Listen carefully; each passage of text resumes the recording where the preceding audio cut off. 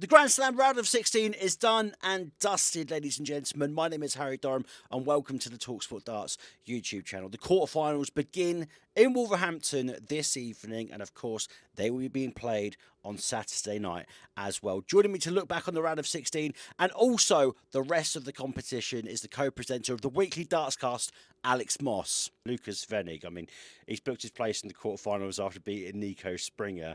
Number 71 in the world. He hadn't really been making that many moves on the Pro Tour. I think he reached the final this year. But what an unbelievable way to announce yourself on that main stage as well, because the darts casuals probably wouldn't have heard of him, coming up to this tournament. And now he's made it into the quarterfinals. It's just been sensational for him, hasn't it? Yeah, and this is probably, Lucas Vayig is like an example of what makes the Grand Slam such a special tournament, because 8 of the 32 players come through the tour card holder qualifier, which some people agree with, some people think that's too many, but obviously we've seen Lucas win through the qualifiers and really make the most of his opportunity, getting through to his first major quarterfinal. He was probably the underdog against Nico Springer, obviously given what he's done this year, winning a Euro Tour, getting to a final. He's had a brilliant first year. But Lucas, every credit to him to knock off Nico Springer and kind of beat him to the punch, really get to his first major quarterfinal before him. And it's got him into the top 64 now provisionally. So this run has been massive for him, and it's going to keep him his tour card for next year. Especially we were speaking about just before we went live, the 167 against Cam Crabtree as well. And the way that Lucas holds the dart, and even the barrel of the dart, I was sort of like looking at it closely over the last couple of days. It's unique. Everyone has their own unique throw in darts. Some people like to throw from the middle of the face, some people just underneath the eye line. Some people, if you're a Michael Smith, you're thrown almost over your shoulder.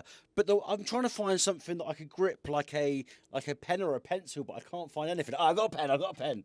It's almost like, so people at home know, I can't really, it's like he almost sits it up like here.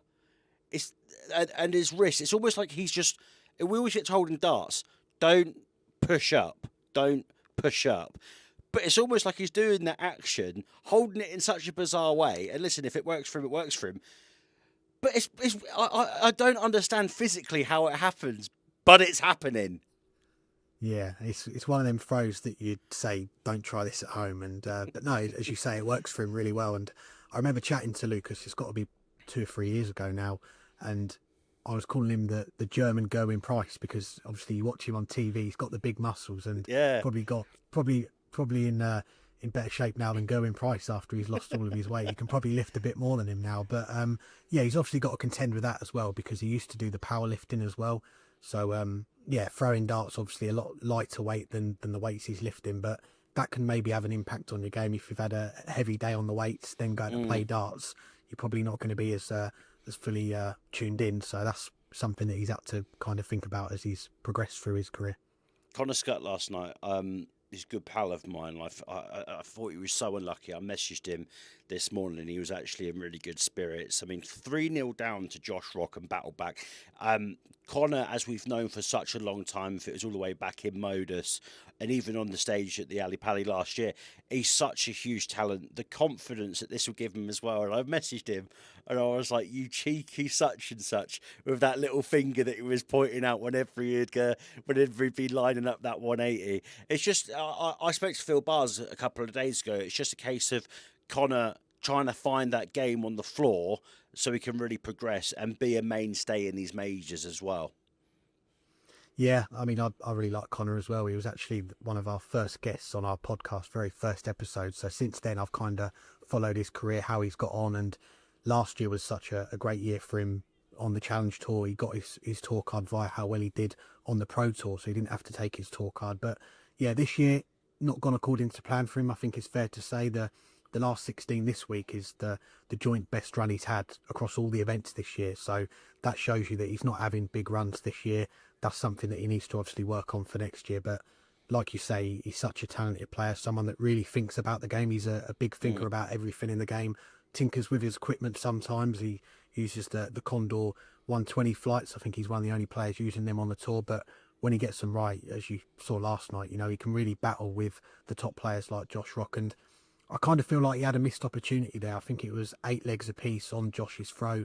he had 182 left and hit 22 to leave 160. And Mm. if he'd have put in a big shot there, because he did come back and get 3 darts at that checkout, he could have broken and then held, and we could have been talking about him getting through to the quarterfinals instead. One of the mission boys, Wessel Nijman, I mean, he couldn't contain Luke Littler right at the start. We've spoken about before the potential nerves that Wessel has. He's only 25, so he's going to get these battle scars and keep progressing. I mean, it wasn't really meant for him at the match play in the summer as well, even though he got through that first round. But it's so deflating to go 5-0 down to someone like Luke Littler. Is it a case of nerves that you're seeing with Wessel at the moment? Potentially, yeah. I mean, he's such a great player, isn't he? You look at what he's done on the Pro Tour this year, that the floor events, he's won a couple of titles. He's really battled with all the top players this year and shown how good he is. And the Euro Tour as well, he's had some good wins on that. He's had some big runs. So, yeah, it is just that next step for him, isn't it? The TV events. And I guess that is where the big money comes in. That is where there is the most pressure. But I think for me, it's a case of if he gets that first win, he's going to kick on. Like, against Michael van Gerwen, he's had some opportunities to beat him on the stage. I think maybe showing a bit too much respect to him, because Michael's obviously been an idol for many Dutch players growing up. He wants to get that win against him, and I think once he does, he is going to kick on and have some big results, because you put him amongst the likes of Josh Rock, Jan van Veen, who we've just seen win the European Championship. They are the future and the present of darts. So yeah, Wessel, big talent, and I'm sure once he gets that first win, he's going to fly and kick on. So satisfying when he hits the 180 as well. Just the way he lines his body up and the aggression in which he throws with. You're kind of sort of surprised that the dart doesn't come out the other end of the board, for goodness sake, the way that he places it. But seriously, like, it's all a learning experience for these players. And I said the same to Cam as well. I messaged Cam Crabtree and just being like, listen, because I play in the same pub in which he came up from. I went, listen, mate, everyone's so proud, blah, blah, blah. Like, you've got the Players' Championship coming up. You've got the Worlds coming up. Just drink it in, have fun with it and whatnot. Maybe Wessel, from what we see, maybe does potentially put a bit too much pressure on himself. For us from the outside looking in, but at the same time, it's all a learning experience. MVG is out. I thought it was a bit of a weird game with Danny Noppert. I know it started like quite fiery, obviously the big fish in that first leg, but something about it, I don't know if it was the same with you, just felt a bit flat, and I don't know why.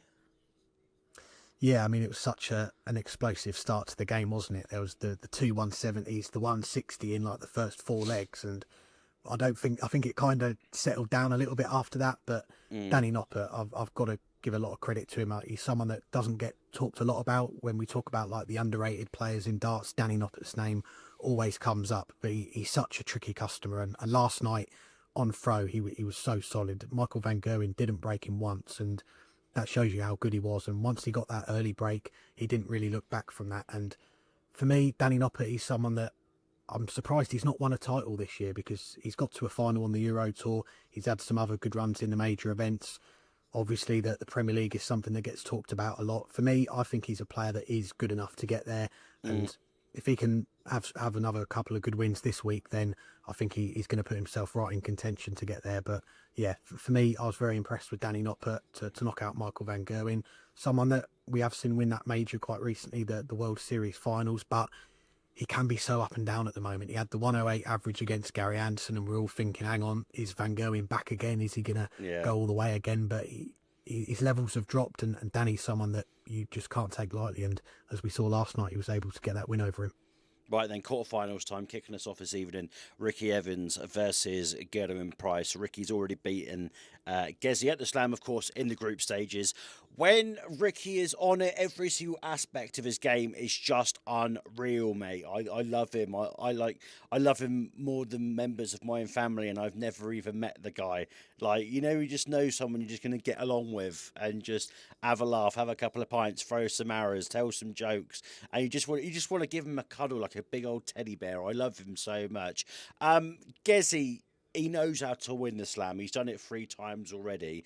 I do want to see Gezi win a major this year, because I think he's had a fantastic year. I think he had a fantastic Premier League. He's had a fantastic Euro Tour at the same time as well. He's had a fantastic Pro Tour. I can't even remember off the top of my head how many Pro Tours he won. 3, 4 across the whole weeks. But I want to see Gezi win a major, but obviously we'll get on to the other couple of players that are going to be in these quarterfinals by the name of Luke and Luke. Do you think, Mossy, that he could actually go and win the Grand Slam again and make it 4? Yeah, absolutely. I think he is a live contender going price. And like you, he's someone that you expect to be winning more major titles. It's been a few years since he's been in a major final. The World Grand Prix a couple of years ago when Luke Humphries won his first one. That's the last time. And for a player of the ability of going price, that is quite surprising for me. So when going price is firing, when he's getting to major finals, winning major titles, the world of darts is a much more exciting place as well. I think we've seen that the World Championships last year, that game that he had with Chris Dobey when they were going at each other, and the World Match Play this year against Daryl Gurney, he's box office going price, and he's got the ability to back it up. So yeah, I'm looking forward to that quarterfinal tonight. Ricky Evans, he's had a great tournament so far, and like you, I really enjoy watching Ricky play. Usually it's just the World Championships we see him with the walk-ons, but it's great to see him involved in this event, and he's kind of on a bit of a free run here. He is going to be the underdog against Gerwen Price. I know, as you say, he did beat him in the group stages, but over that longer format tonight, it does make Gerwen Price a massive favourite. Oh, yeah, mate. I mean, Gezi's sort of... I feel like the tide has sort of like turned on Gezi a little bit. He got more people coming on his side, and he's less sort of people. I wouldn't say people like picking on him. Some of the antics that he had, he did actually deserve. I wouldn't say no one deserves abuse, is what I'm trying to say. But if you're going to be the wind-up merchant, you've got to expect backlash off the back of what you're doing as well. And I feel like people have actually come round to this new reincarnation of Gerwen Price. Right, Luke Humphries versus Michael Smith. Like the one above and like the rest of the people, they've already played each other in the group stages. Luke's already hit that 9-darter against Michael Smith. I mean, Luke does look a bit like a man possessed this week, especially off the back of the injury as well. And Van der Velde, there was a period during that game, was it about 100 and... I was playing Pub League that night, so I was just I was watching it on, I had it on all the stats on like Live Score, whatever it was. I think at periods it was about 121 average, 130 average.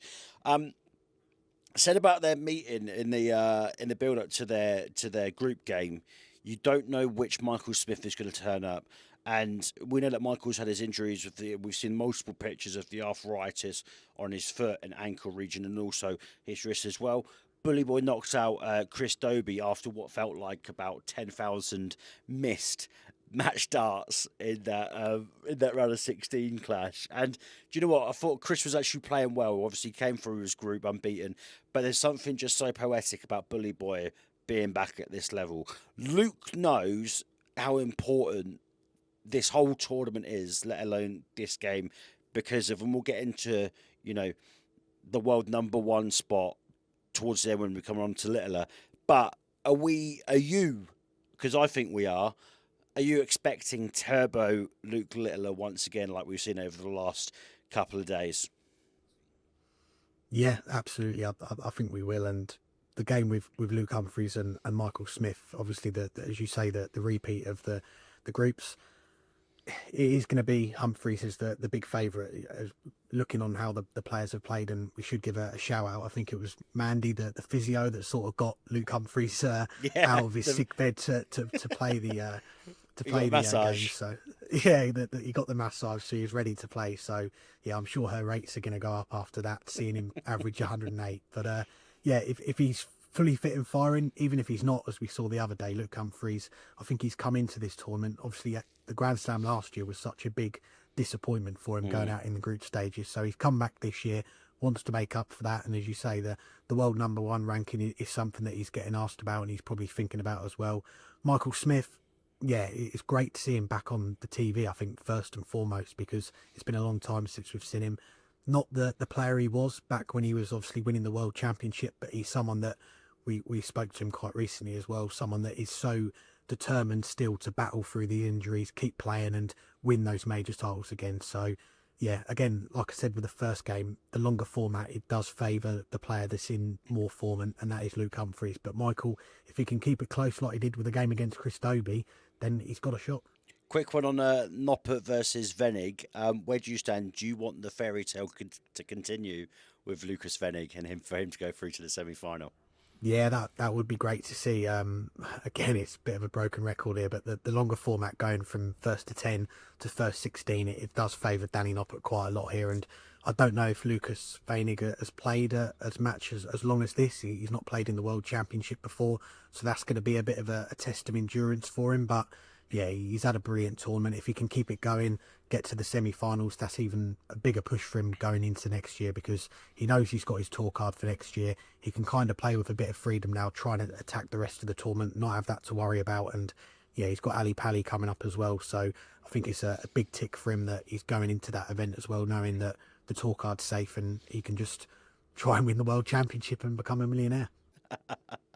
Listen, all of these quarterfinals are main events, but if you had to ask people in the street what the main event is of the quarterfinals, it is Luke Littler versus Josh Rock. Littler, in my opinion, hasn't really had too much of a test yet at this year's Grand Slam. You could argue the big fish against Connor Scutt, but the longer format suits Luke. Josh has to be locked in. Josh can't let him get in front. Josh can't approach it like certain moments against Connor Scutt, where he let Connor Scutt back in yesterday. Remember, ladies and gents, remember in Blackpool when Luke Littler was going through this really bizarre moment. It's like he was almost playing himself. He wasn't letting people go sort of like 4 or 5-0 ahead and then bringing it back to make it more dramatic for us viewers. But remember, Josh went 5-0 up at the match play, and them two gave us not only one of the best games ever, one of the greatest legs you've ever seen, where Josh Rock averaged 180 and Luke Littler hit the 9-darter. Mossy, I don't want to be one of those people, one of those, punters that hypes it up too much. It's like when, Liverpool play Man City or Arsenal or Man United and it falls so flat and you get a 0-0 when we build it up to as sort of like a David versus Goliath sort of situation. But from the statistics, from the previous play, from, the terrific battles that we've seen already, can we expect bombs tomorrow? Because I think this is going to be another spectacle. Well, I've got to say, I'm surprised you didn't say Walsall versus Colchester for David versus Goliath, because that's who we've got this weekend in League Two. But yeah, no, it's a great analogy. Yeah, Josh Rock, Luke Littler is one of those games that they've not played too many times on TV yet, so it's a game that we all really look forward to. And that game at the match play, like you said, was such a great game, wasn't it? And if we can have half the game that they produced at the Winter Gardens tomorrow night, then we are in for a treat on Saturday night. And yeah, Josh, it's a big game for him. He'll want to make up for losing the semi-final to Luke in the match play. I'm really excited for this one. I think these two, they just seem to gel, didn't they? When they're on stage, they kind of both just get on with it. There's no theatrics. We still get the big celebrations when they hit a big shot. It's just such an exciting game to watch. And for me, I think it's a really close game. I think it is going to go tight again. I'm not sure who's going to win. Obviously, Luke Littler's wanting to get to the world number one. He knows if he gets to the final, that's guaranteed, regardless of what Luke Humphries does for the rest of the tournament. For Josh, he's talking about the Premier League as well. He's getting asked about the Premier League. For me, I think he's on the cusp. I don't think he's quite there yet. If he can knock out Luke Littler in the Grand Slam, though, that's a huge tick in the box to knock out the big star in darts right now on a big stage. So that's a big opportunity for him. If he can knock out Luke Littler, he could probably write his name in the Premier League for next year. Mossy, tell it straight, mate. Right, just to finish off, this is the last question. Will Luke Littler be world number one at the end of the weekend? Yes, I think he will. I don't know whether it's because he gets to the final or Luke Humphries goes out, but yeah, I think we're going to see a bit of history made this weekend. We will have Luke Littler as the new, to give it its official title, number one on the Werner rankings ladder. He will be the youngest player to top that rankings.